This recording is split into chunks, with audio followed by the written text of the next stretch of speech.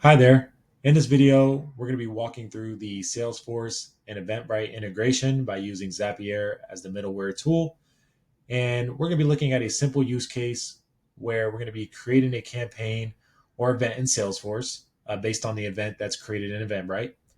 When an attendee registers for an event in Eventbrite, we are going to talk through what's expected to happen in Salesforce. And then the last step would just be that we want to make sure that the attendee is related to or tied to that specific campaign or event in Salesforce. So we're going to start this process off here in Eventbrite, and we're taking a look at the test Salesforce event that was created in Eventbrite. So during our testing already, this event has been created as a campaign as part of the integration. So just to talk through this scenario, let's say that we're creating a brand new event in Eventbrite. And when we go ahead and do that, the first time someone registers for that event, what's expected to happen is that a new campaign record in Salesforce will be created. So when we look in Salesforce, we see that we have a campaign called Test Salesforce Event. And this was created when a attendee signed up for this event. And currently, the kind of matching rules so we prevent any duplicate campaign records from being created is based on the campaign name. So whatever the name of the event is in Eventbrite will match and be the campaign name in Salesforce. So if someone changes the name in Salesforce of the event, then the kind of matching rules will be they won't work as intended.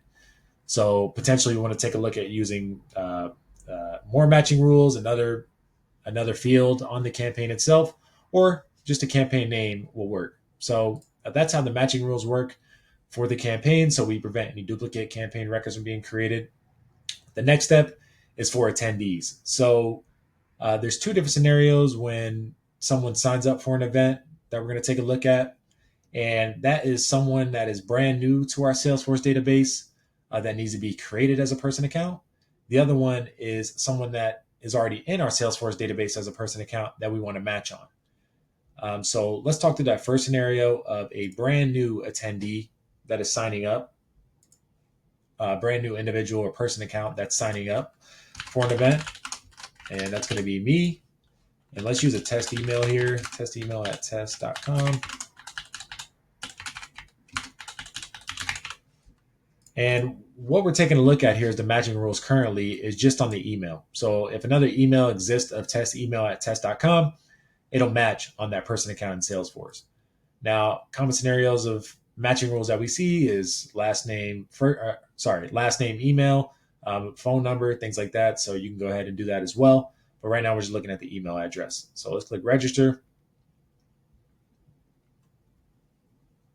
And now Jerome Howard has been registered for this particular event.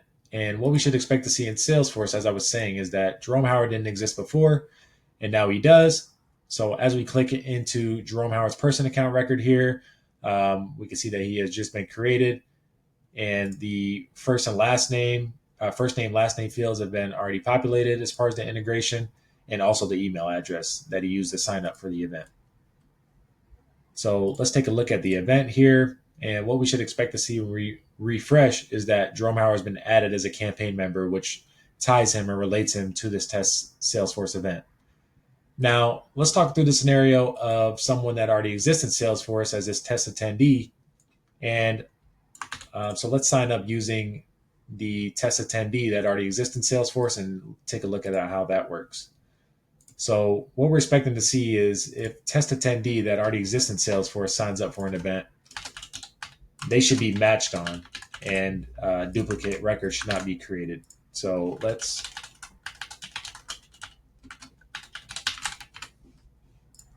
create this sign up as test attendee using this email address that is already in Salesforce here. And this should match on this particular person account. And so the only thing that we're expecting to happen here is we're matching on this test attendee person account, and then we're also relating them to that test Salesforce event campaign as a campaign member. So if we go to the campaign If we refresh this, what we should see is that test attendee has been added as a campaign member. So yeah, that's the process for all the steps that we talked through. Just to recap, we talked through creating a campaign or event in Salesforce.